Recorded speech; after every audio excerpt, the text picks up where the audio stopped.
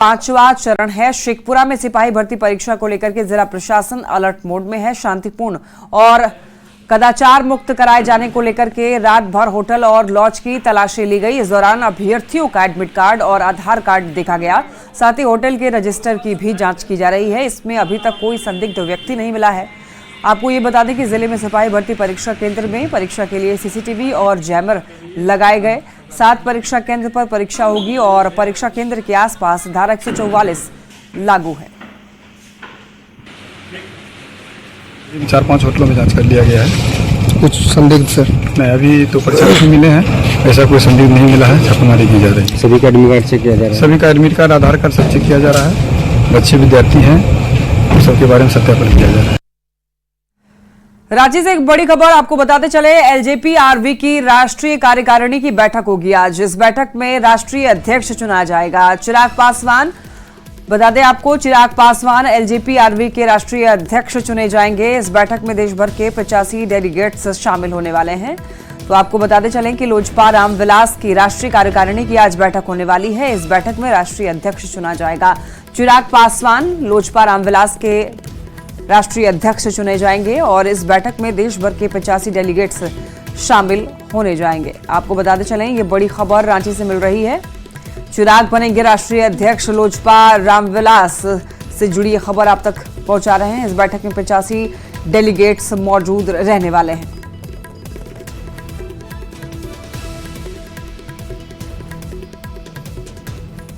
Auto को पटना का life line माना जाता है। ऑटो दैनिक यात्रियों की बहुत बड़ी जरूरत को पूरा करता है, लेकिन हाल ही में कैबिनेट की ओर से कोडिंग के जरिए रोड पर ऑटो परिचालन के फैसले से ऑटो ई रिक्शा यूनियन ने गहरी नाराजगी जताई है। ऑटो ई रिक्शा यूनियन ने सरकार के फैसले को एकतरफा बताते हुए हड़ताल पर जाने का फैसला किया है। देखिए न्यूज़ 18 संवाददाता संजय कुमार की रिपोर्ट।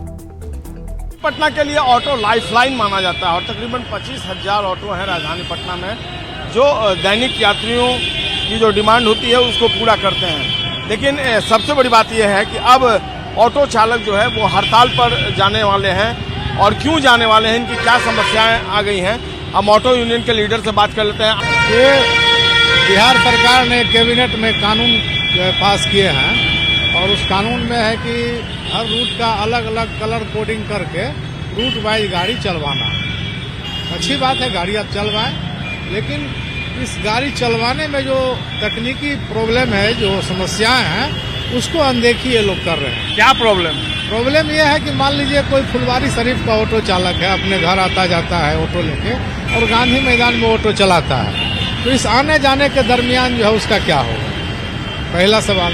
दूसरा सवाल कि अचानक कोई पास पड़ोस के लोग बीमार पड़ जाएंगे, कलर कोडिंग के चलते वो हॉस्पिटल नहीं ले जाएगा, ड्राइवर कहेगा कि हम उस रोड में जाएंगे तो हमको फाइन हो जाएगा। मिश्रा हैं और कह रहे हैं कि अगर इनकी मांगें नहीं मानी गई, क्योंकि कई समस्याएं उन्होंने बताई हैं, उनका कहना है कि जिला परिवहन कार्यालय हो या सरकार हो, वो ऑटो चालकों की मांग को नहीं मान रही है। तो ऐसे में अब जिला परिवहन कार्यालय का भी दायित्व बनता था कि इनकी समस्याओं को सुने। लेकिन अगर कोई निराकरण नहीं होता है तो अगले 1 सप्ताह के अंदर राजधानी पटना का ऑटो परिचालन पूरी तरीके से ठप हो सकता है। कैमरा पर्सन मनीष जुनेजा के साथ संजय कुमार, न्यूज़ 18 पटना। बड़ी खबर मुजफ्फरपुर के मीनापुर से है, जहां पर अली नेउरा गांव में बेखौफ बदमाशों ने किराना दुकान पर अंधाधुंध फायरिंग की है। आपको बताते चलें कि किराना दुकानदार सहित 3 लोगों को गोली लगी है। तीनों को गंभीर हालत में एसकेएमसीएच ले जाया गया है, जहां पर डॉक्टरों ने तीनों को निजी अस्पताल में रेफर किया है। बताया जा रहा है कि गांव में शाम में नंदलाल शाह अपने किराना दुकान पर बैठे हुए थे। उनके पास उनका बेटा नीरज और पूर्व सरपंच विजय प्रभाकर बैठे हुए थे। तभी बाइक पर सवार 4 बदमाश आए और अंधाधुंध फायरिंग करने लगे, जिसमें तीनों को गोली लगी है। बदमाशों ने करीब आधा दर्जन राउंड फायरिंग की है और फायरिंग करते हुए चारों बदमाश भाग गए। मौके पर पहुंची पुलिस मामले की जांच पड़ताल में जुटी हुई है। घटनास्थल से कई खोखे भी बरामद किए गए। तो मालूम चला, मेरा एक दोस्त है सानू अली उसका नाम है, उसके घर से फ़ोन आया कि बैंक के पास गोली चला। तो फिर हम लोग दौड़ के आए हैं वहाँ से, तो देखे हैं कि फिर पेशेंट को लेके हम लोग आए मेडिकल में आने के बाद फिर वहाँ से बोला कि यहाँ नहीं हो सकता है ट्रीटमेंट, तो फिर यहाँ पे माँ जानकी में लेके आए। नंदलाल शाह किराना दुकान है, उनके बेटा का नाम है नीरज कुमार, उनको भी, और एक पूर्व सरपंच है विजय प्रभाकर जी, 3 आदमी। कौन लोग था जो लोग? अभी तो अज्ञात आदमी था वो लोग। क्या लाया है, बाइक से आया? जी, बाइक से। अली नेवरा में करीब रात 8:30 बजे नंदलाल शाह है, उनकी किराना की दुकान है। उसी दुकान पे जो है 4 अपराधी जो है 2 मोटरसाइकिल से है और गोलीबारी की, जिसमें 3 लोग घायल हुए हैं। एक नंदलाल शाह है, उनका बेटा है नीरज, और एक और जो है मतलब बैठे हुए थे पूर्व सरपंच। और पटना के नासरीगंज नाव हादसे पर न्यूज 18 की खबर का बड़ा असर हुआ है। खबर के बाद शिक्षा विभाग के एसीएस ने सभी जिलों के डीएम को बाढ़ग्रस्त इलाके में स्कूल बंद करने का अधिकार दे दिया है। एसीएस ने खुद पूरे मामले पर न्यूज 18 से एक्सक्लूसिव बातचीत की और कहा कि शिक्षक के डूबने का मामला काफी दुखद है और इसके को गंभीरता से देखते हुए सभी डीएम को यह आदेश दिया गया है और शिक्षा विभाग के एसीएस से बातचीत की है न्यूज 18 के संवाददाता रजनीश कुमार ने। न्यूज 18 की खबर का एक बार फिर से बड़ा असर हुआ है और शिक्षा विभाग के एसीएस डॉक्टर एस सिद्धार्थ ने सभी जिलाधिकारियों को बड़ा आदेश जारी कर दिया है। आदेश क्या है, सीधी बातचीत करेंगे। सर, जिस प्रकार से नासरीगंज में शिक्षक वाला जो हादसा हुआ है उसके बाद मांगे उठने लगी है और न्यूज 18 के जरिए अपील ही की गई है, क्या आदेश जारी किया गया है? देखिए, जो घटना है काफ़ी दुखद है कि एक शिक्षक नदी में डूब गया है और इस संबंध में केवल हम लोगों ने स्पष्ट किया है कि जो बच्चे हैं, स्टूडेंट्स हैं और टीचर्स हैं, ये सुरक्षित पढ़े, उनकी सुरक्षा भी बहुत महत्वपूर्ण है। और इसीलिए हम लोगों ने यह रिट्रेट किया है ऑर्डर को कि जो आपदा प्रबंधन के जो नियम हैं बाढ़ के, उसके अंतर्गत डीएम लोग स्वयं किसी स्कूल को बंद करने का आदेश पारित कर सकते हैं। जी, तो ये स्वतंत्रता है, ये जो आदेश है, जो आपदा प्रबंधन के जो अधिनियम है, नियम और जो भी सुसंगत कानून है, उसमें आप पालन कर सकते हैं। मतलब जिलाधिकारी जो हैं वो अपने हिसाब से जहां भी ऐसा प्रभावित अपना असेसमेंट करेंगे कि अचानक बाढ़ आ गई किसी स्कूल में या अचानक एक स्कूल चारों तरफ से पानी से घिर गया हो, तो अपनी स्थिति की समीक्षा कर सकते हैं और उस स्पेसिफिक स्कूल के संबंध में आदेश पारित करें। ऐसा नहीं कि कोई जिला पूरा या प्रखंड है, लेकिन किसी प्रभावित इलाके, केवल प्रभावित स्कूल के बारे में। एक और आपने आदेश दिया है कि सरकारी नाव की व्यवस्था होगी और जो लाइफ जैकेट है उसका इंतजाम डीएम करेंगे। एक बड़ी चुनौती भी है इसमें, सरकारी नाव, गोताखोर, ये क्या लग रहा है तुरंत? जहाँ जल जमाव रहता है वहाँ अनुमान सरकारी नाव रहती है पब्लिक के आवागमन के लिए, ऐसा नहीं है, वो हर साल रहता है और सभी जिलों में इसकी व्यवस्था रहती है। हम लोगों ने इतना ही कहा है कि जहाँ पे स्कूल और टीचर्स जाते हैं तो एक समय सीमा, अब ये पब्लिक के साथ नहीं जा सकते ना, उसका समय है स्कूल खुलने का, स्कूल बंद होने का, तो जो समय है वो जो सरकारी नाव ऑलरेडी व्यवस्था आम जनता के लिए भी की गई है। हमने इतना ही कहा है कि समय पे नाव उपलब्ध रहे ताकि बच्चे और स्टूडेंट्स और टीचर्स जो हैं समय पे जाएं और समय पे आ जाएं। मुआवजे को लेकर भी कुछ बातें हो रही सरकार की तरफ से, जो सरकारी कर्मी का होता है, इसमें कोई अलग से सरकारी कर्मी की व्यवस्था है। बहुत बहुत धन्यवाद। हमारे साथ डॉक्टर एस सिद्धार्थ थे और इन्होंने महत्वपूर्ण जानकारियां दी है कि जिस प्रकार से घटना हुई है, घटना काफी गंभीर है और इसको लेकर सरकार ने भी गंभीरता से एक आदेश जारी किया है। वो आदेश ये है कि अब जिलाधिकारी बाढ़ग्रस्त इलाके में अपने हिसाब से आदेश जारी कर सकेंगे कि स्कूल बंद रहेंगे या खुलेंगे। कैमरामैन दीपक के साथ रजनीश कुमार, न्यूज 18 पटना। बिहार में बाढ़ ने कब्जा कर लिया है। राजधानी पटना से लेकर के भागलपुर, सासाराम और मोतिहारी जिले के तमाम इलाके पानी की गिरफ्त में हैं और जनता परेशान है। प्रशासन पब्लिक को राहत पहुंचाने के दावे तो कर रहा है, लेकिन ये प्रयास नाकाफी लग रहे हैं। इस रिपोर्ट के जरिए देखिए। गांव-गांव, शहर-शहर पानी का कहर। बिहार में जल प्रलय, पानी का रौद्र रूप, मुश्किल में जिंदगानी, जनता की बड़ी परेशानी। पब्लिक कहे त्राहिमाम त्राहिमाम, आफत में जान। बिहार के अलग अलग शहरों से आई इन तस्वीरों को देखिए। जहां तक नजर जाती है वहां तक सिर्फ पानी ही पानी नजर आता है। सैलाब का ऐसा कहर है कि जिंदगी सिसक उठी है। गांव, घर, आंगन सब सैलाब के पानी में डूब गए हैं। सामान, राशन, अनाज सब बह गया है। लोगों के सामने खाने के लाले पड़ने लगे हैं। राजधानी पटना से आई इन तस्वीरों को देखिए, जहां गंगा का जलस्तर बढ़ गया है। गांधी घाट के पास पानी खतरे के निशान के पास पहुंच गया है। भद्रा घाट के पास गंगा सड़क पर बह रही है। राजधानी पटना सहित पूरे बिहार में एक बार फिर से झमाझम बारिश हुई और उसके बाद गंगा समेत तमाम नदियों का जलस्तर बढ़ने लगा है। राजधानी पटना में जितने भी गंगा घाट है वहां एक बार फिर से गंगा का जलस्तर बढ़ा है और एनआईटी की तस्वीर फिलहाल देखिए, जहां पर एक बार फिर से गंगा खतरे के निशान के पास पहुंच गई है। दूर दूर तक गंगा ही गंगा नजर आ रही है। भागलपुर के नवगछिया में गंगा नदी के विकराल रूप धारण कर लिया है। गोपालपुर धरहरा में बाढ़ जैसे हालात बन गए हैं। धरहरा का हेल्थ एंड वेलनेस सेंटर पूरी तरह पानी में डूब गया है। स्वास्थ्य कर्मी पानी में घुसकर स्वास्थ्य केंद्र जाने को मजबूर हैं। भागलपुर नवगछिया में गंगा का जलस्तर लगातार बढ़ रहा है। गंगा ने विकराल रूप धारण कर लिया है। अब गंगा का पानी ग्रामीण क्षेत्र में भी पहुंच गया है। तस्वीर देखिए, ये Dharhara health and wellness centre की तस्वीर है और पूरी तरह से ये हेल्थ एंड वेलनेस सेंटर में पानी भर आया है और जो स्वास्थ्य कर्मी है वो तकरीबन घुटने भर पानी में घुसकर स्वास्थ्य केंद्र पहुंच रहे हैं। और पूरी तरह से ये देखिए तस्वीर है, ये स्वास्थ्य केंद्र की तस्वीर है। दवाइयां है स्वास्थ्य केंद्र की, वो पानी में तैर रहा है। खास करके जो स्वास्थ्य कर्मी है वो यहाँ पर पहुंच रहे हैं और पानी में ही वो काम करने को विवश हैं। तो पूरी तरह से ये धरहरा का जो हेल्थ एंड वेलनेस सेंटर है वो डूब चुका है, लेकिन स्वास्थ्य कर्मी जो है वो समय पर स्वास्थ्य केंद्र पहुंचकर अस्पताल खोल रहे हैं। लेकिन जिस तरह से गंगा का जलस्तर लगातार बढ़ रहा है, ऐसे में सभी लोगों को परेशानी हो रही है।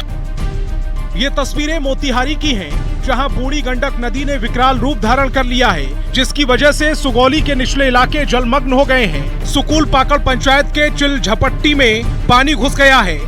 कैसरे हिंद बांध पर बसे कई परिवार सैलाब की चपेट में आ गए हैं। इन सब के आगे खाने पीने का संकट पैदा हो गया है। ये सब इसलिए क्योंकि नेपाल के तराई में ज्यादा बारिश हो रही है, जिसका पानी मोतिहारी को डुबो रहा है। जब पानी आता है तो डूब जाता है। सुगौली हम लोग को बर बाजार करने में बहुत ज्यादा दिक्कत होता है। अच्छा, यहाँ से ब्लॉक भी जाना पड़ता है तो पानी अभी हेल्प कर जाते हैं हम लोग। अच्छा, यहाँ से बाजार सुगौली हर एक चीज में महिलाओं को सबसे ज्यादा एक गांव में सबसे ज्यादा दिक्कत है। बाढ़ आ गया है तो इसीलिए पानी है इस पे। अच्छा, पानी कस के आ जाता है तो फिर क्या करते हैं आप? बहुत ज्यादा दिक्कत होता है इसमें आने जाने के लिए। सासाराम में भी लगातार बारिश हो रही है, जिसकी वजह से कई मोहल्लों में पानी भर गया है। ये तस्वीरें गीता घाट आश्रम कॉलोनी की हैं, जहां सैलाब का पानी घुटनों तक है और लोग परेशान। समस्या देखिए रहे, पानी लगा हुआ है रोड पर, खाल में रोड है, ऊंचा हो नहीं रहा है। कौन मोहल्ला है, क्या है इसका, क्या नाम है? बेदा गीता घाट आश्रम बोलता है। अच्छा, आने जाने में लोगों को क्या परेशानी हो रही है? देखिए रहे, हेल रहे हैं तो परेशानी आपको नहीं दिखाई दे रहा है। पानी हेल करके जाना है। कमोवेश यही स्थिति बाकी इलाकों की भी है। सैलाब के पानी को जहां मौका मिला वहां कब्जा कर लिया। पब्लिक परेशान है और आफत में जान है। बिहार पानी पानी हो गया है। Bureau report, news 18। और इस वक्त की बड़ी खबर सामने आ रही है। आज मन की बात कार्यक्रम होने वाला है। पीएम मोदी करेंगे मन की बात कार्यक्रम, तो देशवासियों को संबोधित करेंगे। प्रधानमंत्री नरेंद्र मोदी 113वें एपिसोड का होगा प्रसारण। सुबह 11 बजे होगा प्रसारण। तो आपको बड़ी खबर बता रहे हैं, जहां आज मन की बात कार्यक्रम होने वाली है। 113वां ये एपिसोड होगा, जहां प्रधानमंत्री नरेंद्र मोदी आज जनता को संबोधित करेंगे, अपनी मन की बात करेंगे। और इस कार्यक्रम की शुरुआत प्रधानमंत्री नरेंद्र मोदी ने इसीलिए भी की थी क्योंकि जनता तक अपनी बात पहुंचा सके, देशवासियों को विकास से अवगत करा सके, योजनाओं से अवगत करा सके। और इसीलिए आकाशवाणी के जरिए वो मन की बात कार्यक्रम करते हैं। आज प्रधानमंत्री नरेंद्र मोदी का ये कार्यक्रम होने वाला है, जहां पीएम मोदी मन की बात करेंगे, देशवासियों को संबोधित करेंगे। 113वें एपिसोड का आज प्रसारण होगा और 11 बजे इसका प्रसारण होना है।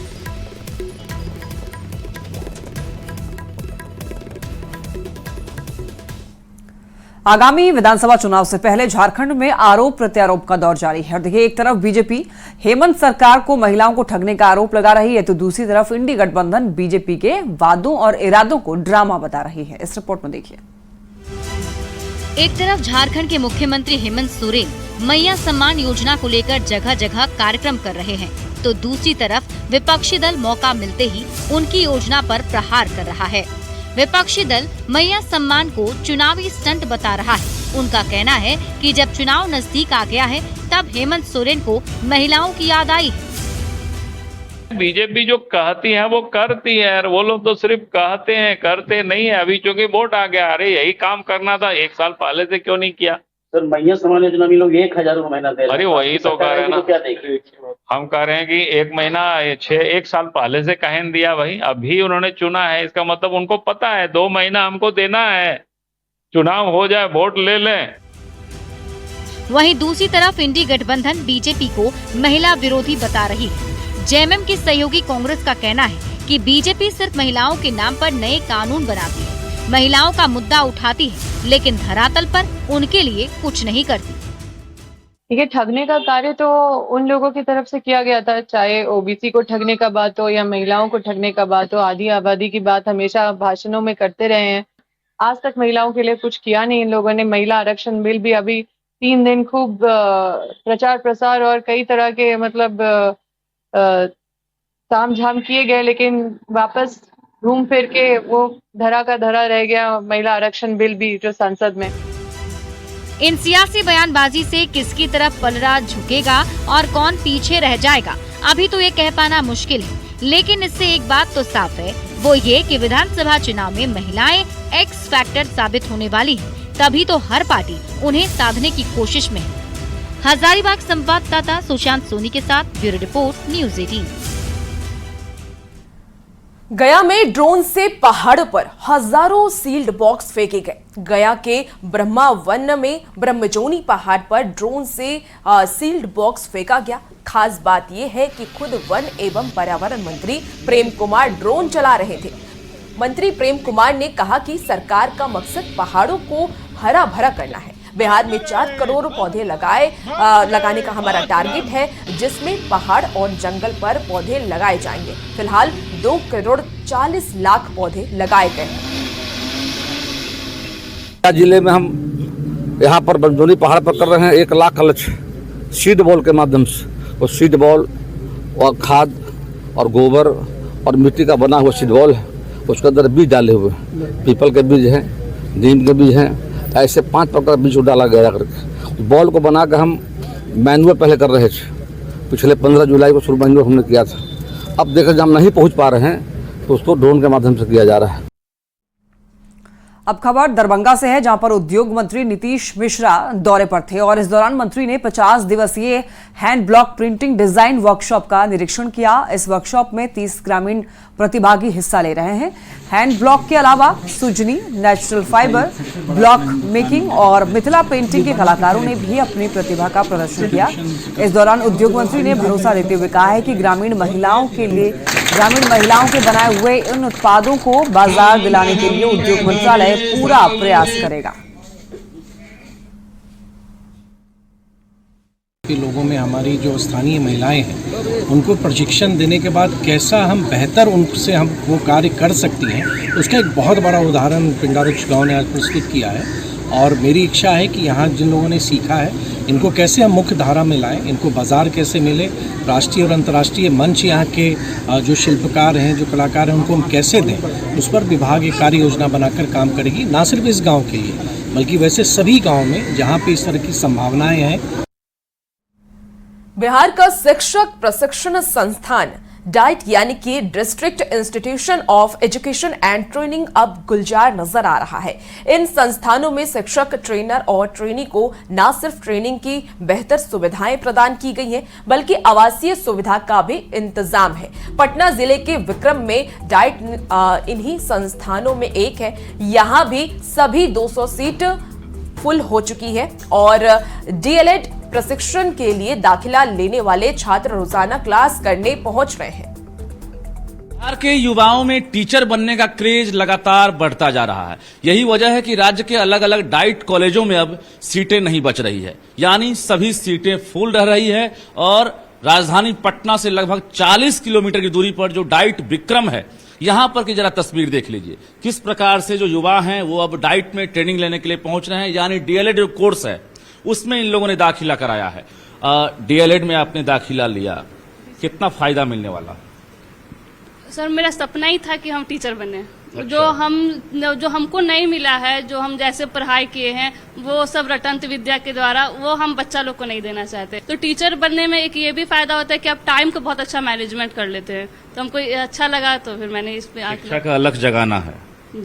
जी सर, शिक्षा का अलग जगाना है, बिल्कुल यही सोच है ना? यही सोच है। सीटेट में आपने एग्जाम दे दिया? नहीं सर, इस बार दूंगा। इस बार देंगे? Yes sir. अच्छा, ये कितना स्ट्रगल है, चूंकि डिग्री तो ले लेंगे आप, लेकिन नौकरी पाना कितना कठिन है? सर अगर स्ट्रगल की बात की जाए तो स्ट्रगल करने में ही मजा है। अगर लाइफ को देखा जाए तो लाइफ में बिना स्ट्रगल का मजा ही नहीं है सर। और बात रहा स्ट्रगल की, तो जब आपका अपना शौक का एरिया होता है, जिस एरिया को आप पसंद करते हैं, उस एरिया में स्ट्रगल करने में भी मजा आता है, कोई फर्क नहीं पड़ता है सर। यहाँ के प्राचार्य भी हैं और यहाँ के व्याख्याता भी हैं, उनसे ही बातचीत करेंगे।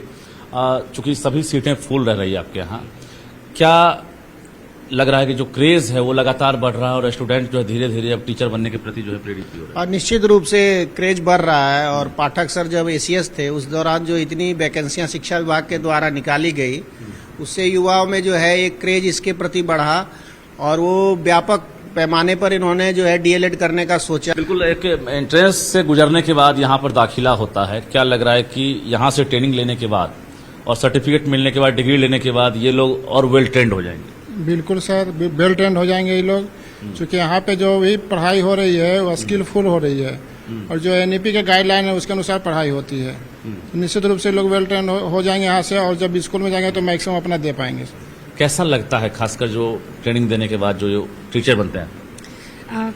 बहुत ही अच्छा लगता है। सबसे बड़ी बात है कि हम लोगों को ये अपॉर्चुनिटी दी गई है कि शिक्षा के क्षेत्र में हम भी अपना योगदान दें, तो ये बहुत बड़ा अवसर है हमारे लिए कि हम टीचर्स को ट्रेनिंग दे रहे हैं। और जैसे कि सर ने भी बोला कि एनईपी की गाइडलाइंस आई है, तो उसके अनुरूप हम लोग जितने व्याख्यातागण हैं सारे फोकस कर रहे हैं कि जो एनईपी की गाइडलाइन है उसी के अकॉर्डिंग टीचर्स को सारी चीजें बताएं। नई शिक्षा नीति के जो गाइडलाइंस हैं उसको ही फॉलो करना है और जो पुराना प्रारूप है उसे ही फॉलो करना है। दोनों मिक्सअप करने में क्या लग रहा है, कोई परेशानी तो नहीं? नहीं, किसी भी तरह की कोई परेशानी नहीं होती है। जैसे न्यू एजुकेशन पॉलिसी आई है 2020 और उसके आधार पर हमें बच्चों को बताना होता है। क्या संदेश देना चाहेंगे, क्योंकि ये लोग सभी टीचर बनेंगे और जब भी वैकेंसी निकलती है तो बड़ी संख्या में जो है एक फौज खड़ा हो जाता है टीचर का, तो क्या लग रहा है कि यहाँ से जो निकलेंगे टीचर बनेंगे, क्वालिटी एजुकेशन पर कितना बल मिलेगा? नहीं, पहली बात तो ये है कि अब जो है एडमिशन में के वक्त ही शॉर्टलिस्ट हो रहा है कैंडिडेट, तो मार्क्स को अब इंक्लूड नहीं किया जा रहा है। तो इनका जो एग्जाम के थ्रू, जो इंट्रांस के थ्रू जो एडमिशन हो रहा है, तो क्वालिटी वाले स्टूडेंट आ रहे हैं। अब इन लोगों का कंपटीशन जो है और ज्यादा बढ़ गया है। ये यहाँ से अगर ट्रेनिंग लेने के बाद, डिग्री लेने के बाद टीचर बनेंगे तो निश्चित रूप से क्वालिटी एजुकेशन का सरकार का सपना है वो जरूर पूरा होगा। कैमरामैन दीपक के साथ रजनीश कुमार, न्यूज 18 विक्रम, पटना। और फिलहाल इस बुलेटिन में इतना ही। खबरों का सिलसिला न्यूज 18 बिहार झारखंड पर जारी रहेगा।